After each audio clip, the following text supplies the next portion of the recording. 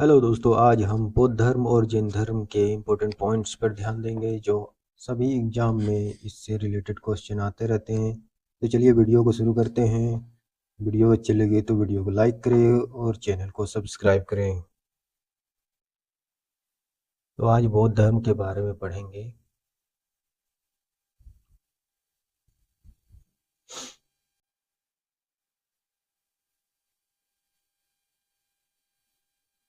महात्मा बुद्ध यानी कि इसे गौतम बुद्ध भी कहते हैं। एशिया का ज्योतिपुंज कहा जाता है।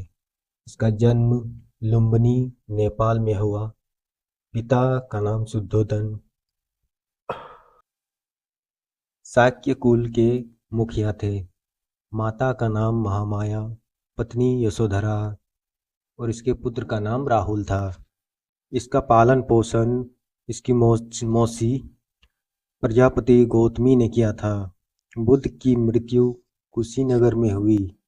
घोड़ा का नाम कंथक और सारथी का नाम चलना था। इसने घर त्याग किया जिसे बोलते हैं महाभिनिष्क्रमण। इसने कपिलवस्तु से घर को त्याग किया जिसे कहते हैं महाभिनिष्क्रमण। और एक इम्पोर्टेंट है संबोधि, जिसे ज्ञान प्राप्ति बोला जाता है।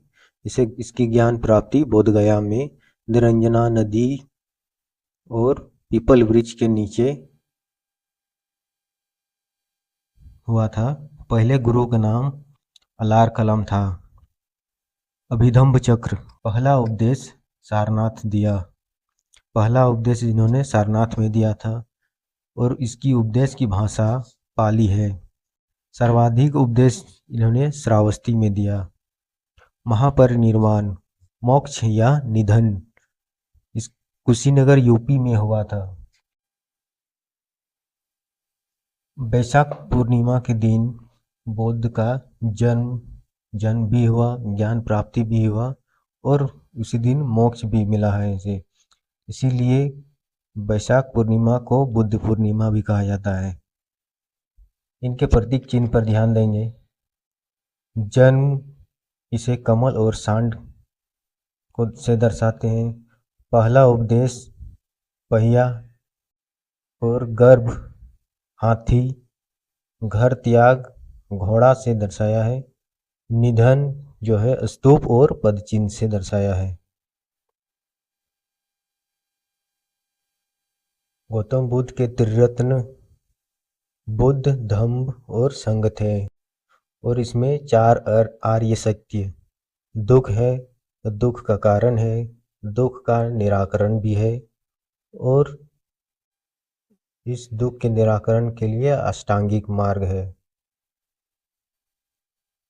गौतम बुद्ध के अनुयायी शासक उस समय कौन कौन शासक थे? बिंबिसार, उदयीन और प्रसेनजित। इसके त्रिपिटक है विनय पिटक, सूत पिटक और अभिधम्ब पिटक। विनय पिटक जो है उपाली ने लिखा, सूत पिटक जो आनंद ने लिखा, अभिधम्ब पिटक जो मोगली पुत्तिस्म ने लिखा।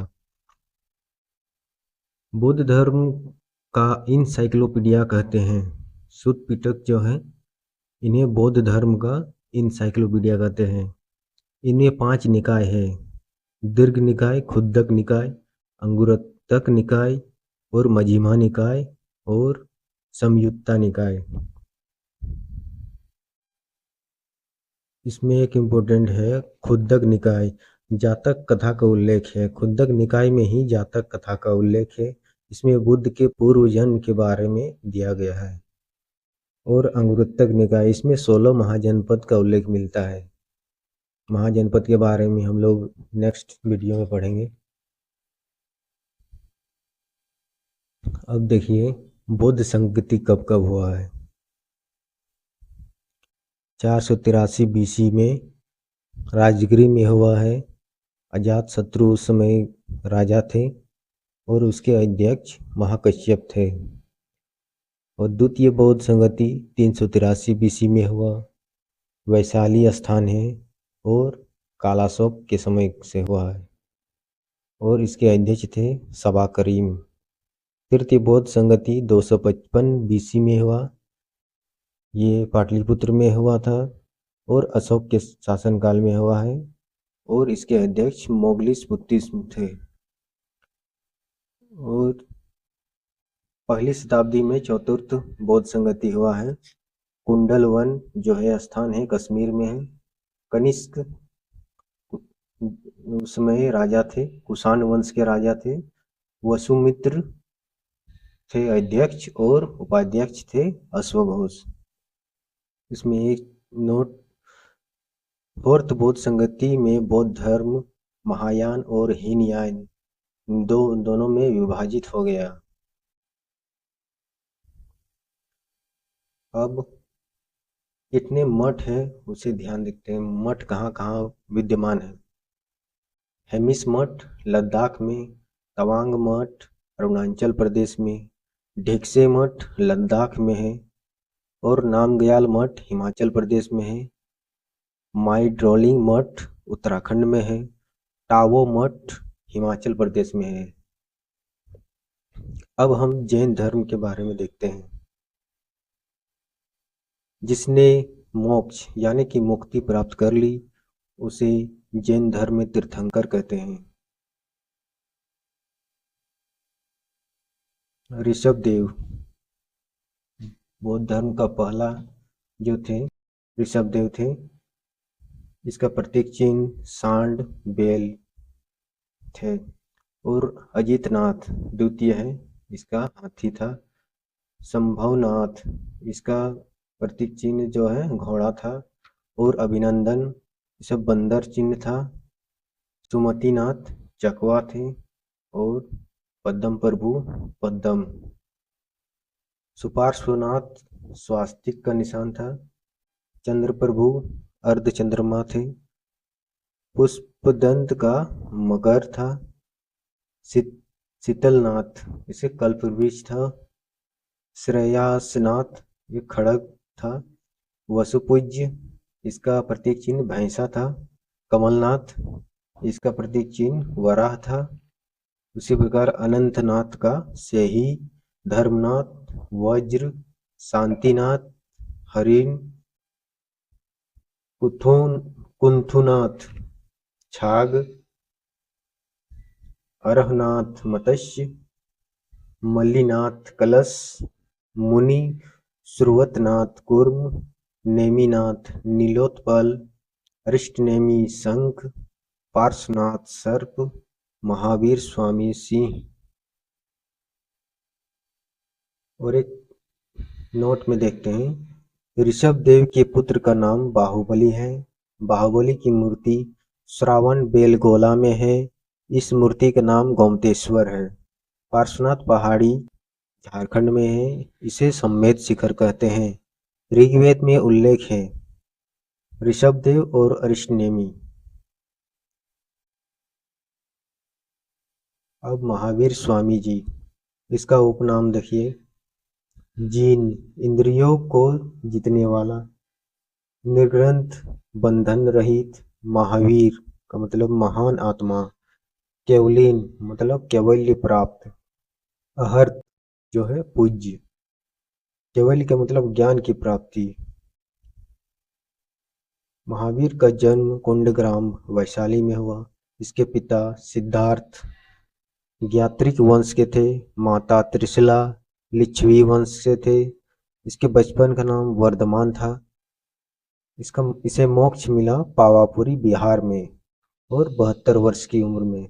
पहला शिष्य जो था इसके दामाद थे, जमाली नाम था। अब केवल का मतलब ज्ञान प्राप्ति। साल के वृक्ष के नीचे इसे ज्ञान की प्राप्ति हुई। रिजुपालिका नदी के किनारे, जम्भिक गांव में और वैशाख दशमी में। और महाव्रत सत्य अहिंसा अस्तेय जो चोरी नहीं, इसका मतलब अपरिग्रह आवश्यकता से अधिक संग्रह नहीं। ब्रह्मचर्य महावीर स्वामी जी ये जो थे पार्श्वनाथ जी के थे।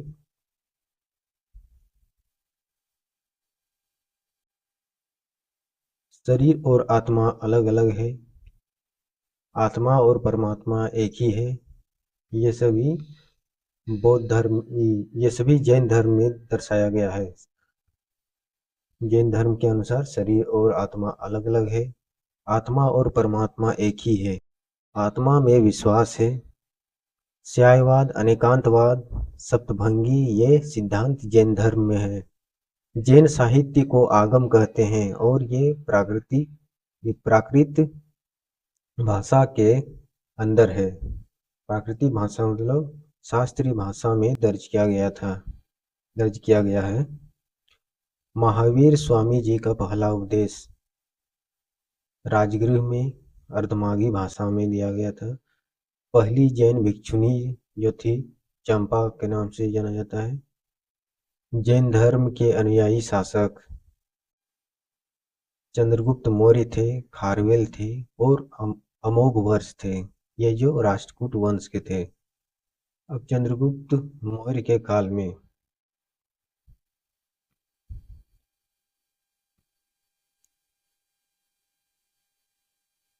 देखिए यहाँ इम्पोर्टेंट चीज दिया गया है।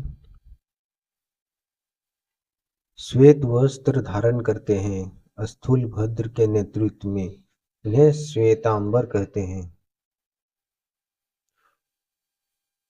मगध में जो है अकाल पड़ने के कारण यहाँ से सभी जैन भिक्षु जो थे यहाँ पलायन कर गए और ये पलायन कर रहे थे ये भद्रबाहु के नेतृत्व में।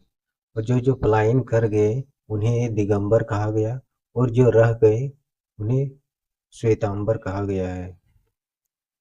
ये ध्यान देना है।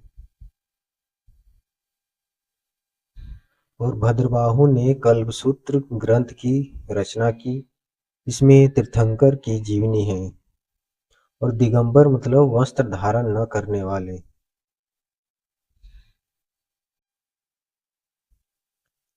जैन धर्म में त्रिरत्न सम्यक ज्ञान, सम्यक चरित्र, आचरण और सम्यक दर्शन। अब जैन संगति पाटलिपुत्र में स्थूलभद्र के नेतृत्व में हुआ था और वल्लभी गुजरात में क्षमा श्रवण के नेतृत्व में हुआ था। चंद्रगुप्त मौर्य ने श्रावण बेलगोला कर्नाटक में संलेखना संथारा विधि से प्रांत त्यागे। तो दोस्तों आज का वीडियो इतना ही। वीडियो अच्छी लगी तो वीडियो को लाइक करें और चैनल को सब्सक्राइब करें। देखते रहें और भी वीडियो को। धन्यवाद।